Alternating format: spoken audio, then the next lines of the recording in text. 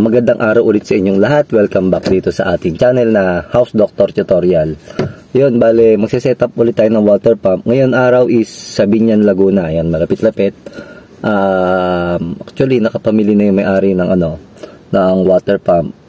1,000 liters na bladder, na storage tank, 60 liters na bladder tank, tsaka 1 HP na Eurostar na na water pump. Ayun. Play lang natin si Boss JR. Ayun, yung nakasama natin kasi si paring Senny is masama daw pakiramdam. Para Estong naman is may lakad niya yun. Ayan, kaya si Kuya JR lang kasama natin yan, si Jugs. Ayan, bale, dadaanan ko na lang siya.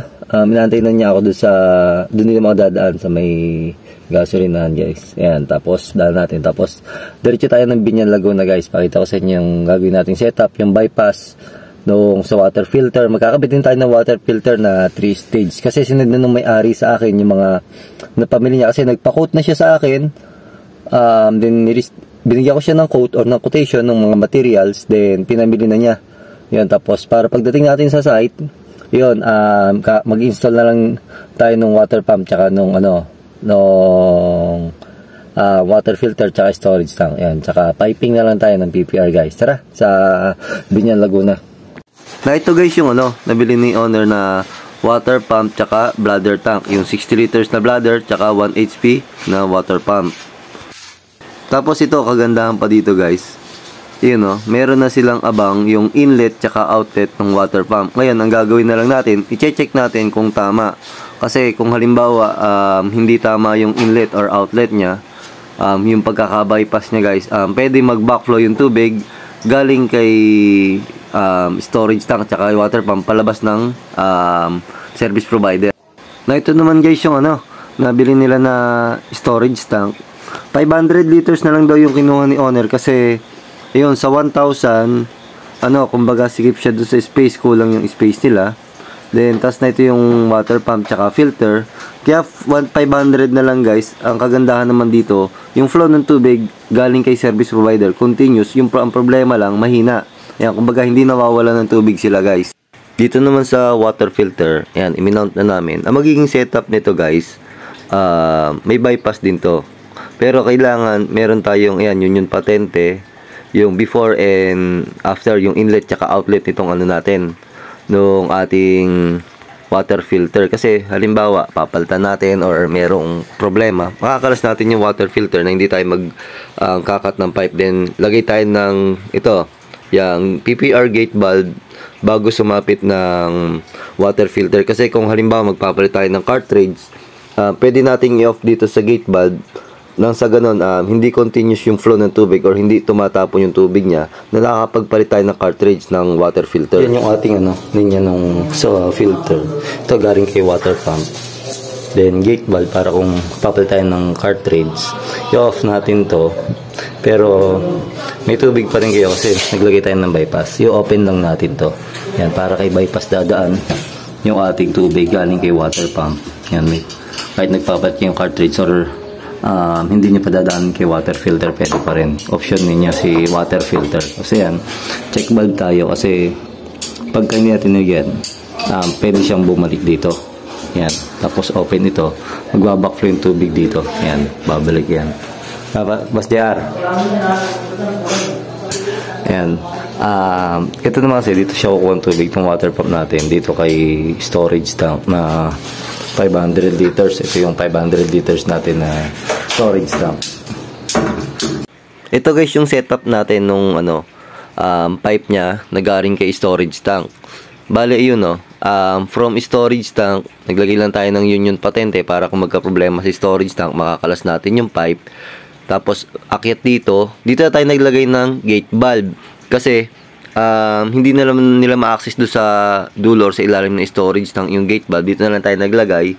Then after ni water pump, akyat dito, diretso kay water filter, guys. Tapos yung water filter, bababa siya dito, guys. Papasok na siya do sa household or do sa loob ng bahay, yung supply ng tubig natin. Pwede rin siyang dumaan dito sa baba, dito kay bypass. Open lang natin to. Yan.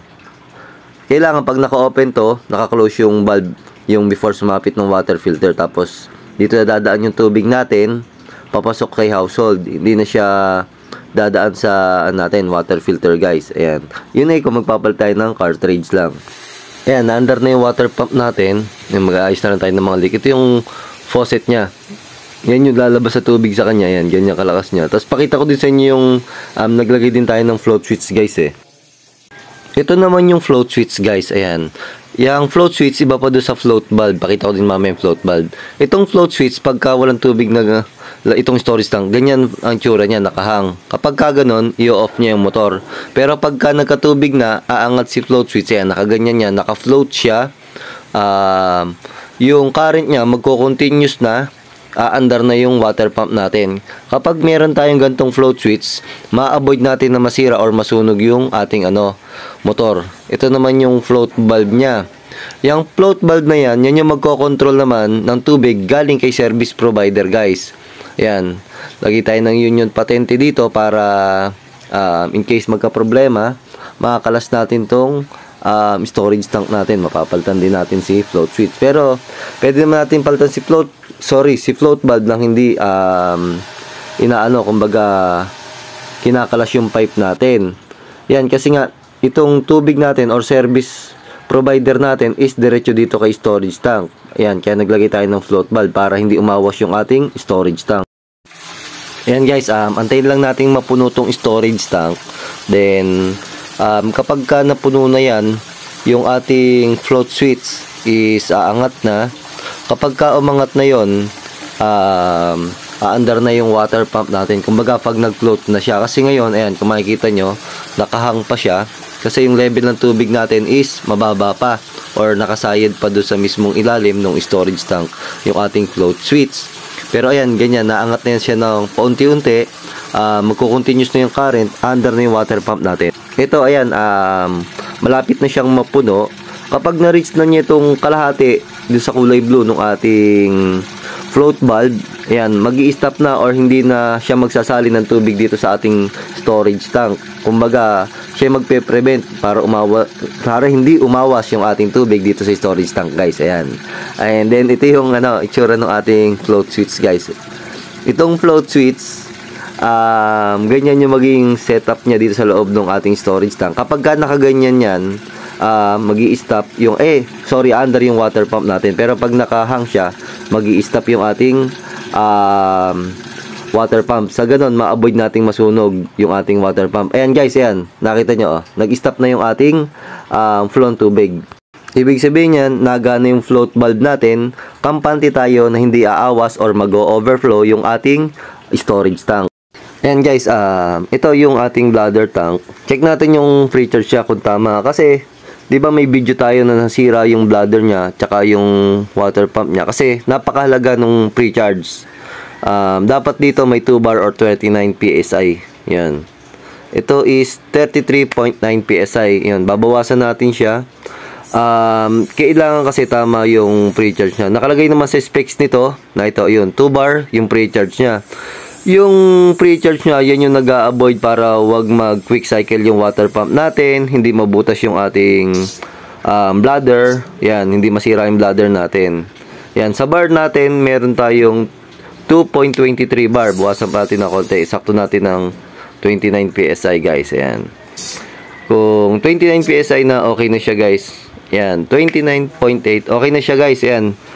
Kailangan check nyo lagi yung pre-charge niya. Ganun kahalaga yung pre-charge niya kasi pwedeng masira or mag-quick cycle yung water pump natin kapag hindi tama yung pre-charge niya. Tapos masisira naman yung rubber butyl natin kapag wala siyang pre-charge guys. Kung makita nyo yung video natin, may pinost akong video na nasira yung bladder tank guys.